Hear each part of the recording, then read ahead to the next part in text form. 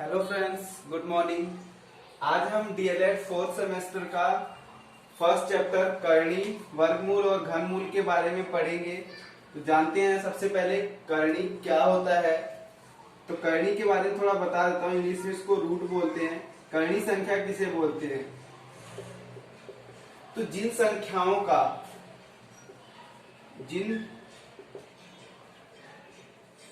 संख्याओं का पूर्ण वर्गमूल घनमूल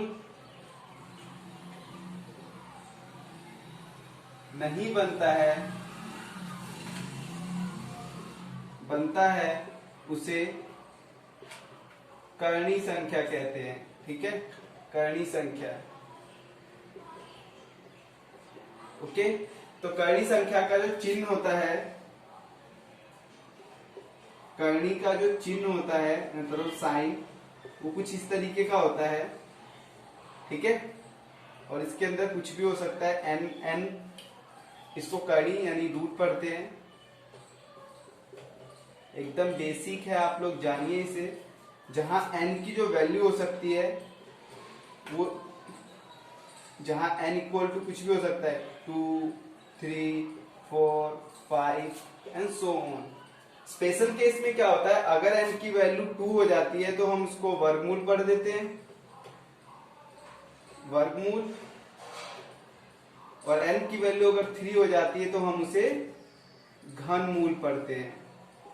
ठीक है, जैसे मान लीजिए अगर ऐसे लिखा हुआ है, एग्जाम्पल के लिए मैं कहता हूं ये है, यहाँ पे 2 लिखा हुआ है। अगर कुछ नहीं भी लिखा होता इसका मतलब है कि 2 या तो ऐसे रिप्रेजेंट कर दो या तो ऐसे कर लो।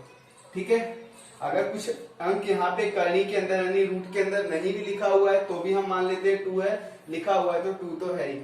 तो हम कहेंगे कि 36 का क्या निकालिए, वर्गमूल निकालिए। ठीक है, तो स्क्वायर रूट ऑफ 36। इसी तरीके से अगर यहाँ पे 3 लिख दिया जाता है तो उसको कैसे पढ़ा जाता है, जैसे मान लीजिए लिख दिया, मैं कहूंगा 216 का क्या निकालिए, घनमूल।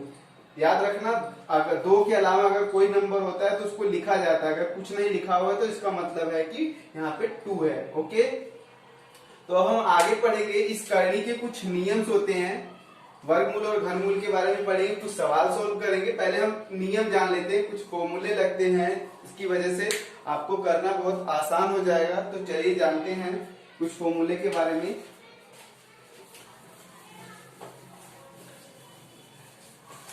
तो चलिए नियम बताते हैं, रूट्स ऑफ नियम, करनी के नियम।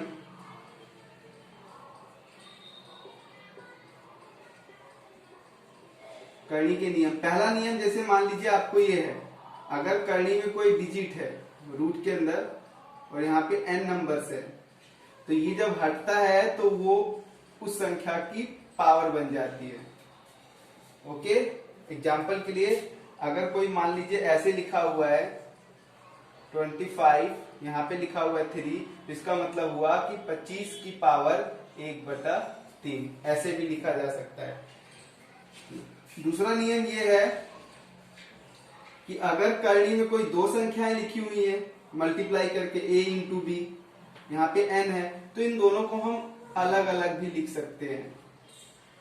ठीक है, करनी वही रहेगा, मतलब कि रूट में नंबर वही रहेगा और जो दोनों नंबर से मल्टीप्लाई में वो अलग अलग हो जाएंगे। और इसका ठीक उल्टा भी हो सकता है कि अगर ऐसे दिया हुआ है कोई नंबर तो हम उसको ऐसे भी लिख सकते हैं। बस ये है कि ये वाले नंबर सेम होने चाहिए। ठीक है, तीसरा नियम देखते हैं। अगर कोई मान लीजिए ऐसे डिवाइड में लिखा हुआ है, यहाँ n लिखा हुआ है, तो भी हम इनको क्या कर सकते हैं, ऐसे अलग अलग लिख सकते हैं। ये कुछ बेसिक से नियम है जो आगे सवाल सोल्व करने में इजी रहेंगे आपको। यानी कुछ अगर ऐसे लिखा हुआ है, मान लीजिए यहाँ 5 है, यहाँ पे 32 है और यहाँ पे कुछ भी 64 है, तो इसको हम ऐसे भी लिख सकते हैं।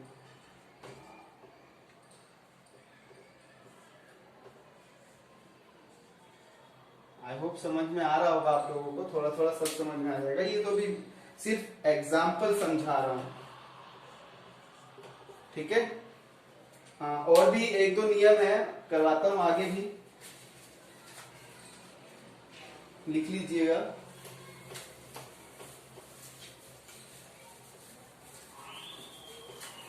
तो चौथा नियम क्या है, अगर मान लीजिए कुछ ऐसे है, करनी में कोई नंबर है ए, फिर उसकी भी होल करनी है, यानी करनी की करनी है और उसमें नंबर अलग अलग हैं, तो इसका सूत्र हो जाता है ए की पावर m अपॉन n। अब आप लोग सोच रहे होंगे ये कैसे आया, तो सोचिए, मतलब कि ये पूरा पहले एक नंबर है, तो इसकी करनी में ये है, तो पहले हम इसको सॉल्व करते हैं। तो यहाँ a की पावर क्या हो जाएगा 1 अपॉन n। अब यानी इसकी होल पावर कितनी हो जाएगी 1 अपॉन m, और पावर से पावर गुना होके क्या हो जाएगा a की पावर 1 बटा m n। आई होप आप लोगों को समझ में आ रहा होगा अच्छे से। हाँ, एक और नियम जान लेते हैं। अगर मान लीजिए a इसमें करनी में है और उसकी होल पावर m है, तो इसका मतलब ये हो जाएगा a की पावर m अपॉन n। तो ये 5 रूल्स हैं जिसकी वजह से आप लोग अब आसानी से सोल्व करेंगे। तो चलिए हम इन सब पे एक दो सवाल करते हैं, आप लोगों को अच्छे से समझ में आएगा।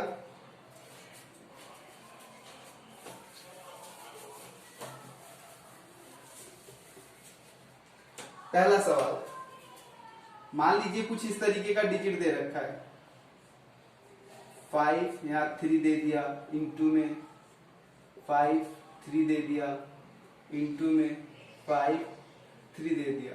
अभी देखो जो रूट में नंबर्स है वो तो सेम सेम है सब कुछ, तो इसको दो तरीके से करेंगे। हम इसको ऐसे भी लिख सकते थे √5 3 की होल क्यूब, क्योंकि ये 3 बार है। जैसे 2 इंटू 2 इंटू 2 होता था तो हम 2 की पावर 3 कर देते थे, यहाँ पे ये तीनों सेम है तो इसकी होल पावर 3 कर दिया। अब मुझे पता है कि जब ये करनी हटाऊंगा यानी रूट हटाऊंगा तो कैसे हो जाएगा 5 की पावर 1/3 और उसकी होल पावर कितनी है 3, तो 3 से 3 कैंसिल, क्योंकि ये मल्टीप्लाई हो जाएंगे आपस में कुछ इस तरीके से। 5 की पावर 1/3 इंटू में 3, पावर से पावर मल्टीप्लाई होता है, हमने सुना है a की पावर m इंटू में a की पावर n, पावर से पावर क्या हो जाएगा मल्टीप्लाई। तो ये 3 से 3 कट के क्या आंसर आ जाएगा 5। दूसरे तरीके से कैसे करेंगे, अभी हमने बोला था कि अगर ये करनी वाली संख्या सेम रहे तो ये आपस में सब गुना हो जाते हैं, तो इसको हम ऐसे भी लिख सकते थे, और करनी सबका सेम है। यहाँ 3 हो जाएगा, ये आ जाएगा 5 इंटू 5 इंटू 5, 3 के जोड़े बन गए तो ये आ जाएगा 5। आई होप आप लोगों को समझ में आ रहा होगा। अब आगे करते हैं कुछ सवाल,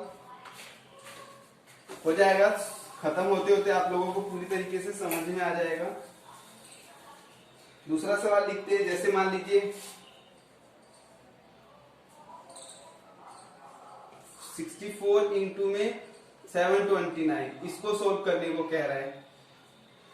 तो आप इसके लिए आपको गुणनखंड आना ही चाहिए, तो आप इसको सबसे पहले अलग अलग लिख लीजिए। यहाँ पे है आपको 3 है, तो इसको हम पहले अलग लिख लेंगे, 64 का अपना एक अलग लिख लेंगे, इंटू में 729 का अलग लिख लेंगे।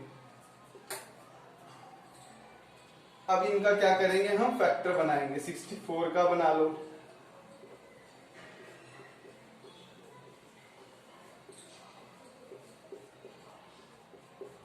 इसी तरीके से 729 का बना लो, 9 8 72, 9 वैसे 3 से जाएगा तो 3 से भी कर सकते हो, सबसे पहले स्मॉलेस्ट संख्या से करते हैं। 3 दूनी 6, 3 चौक 12, 3 तिया 9, फिर ये आ जाएगा आपका 81, 27, 9, 3 एंड 1। तो चलिए करते हैं। तो इसका फैक्टर जो बना है इसका हो जाएगा आपका 2 इंटू 2 इंटू 2 इंटू 2 इंटू 2।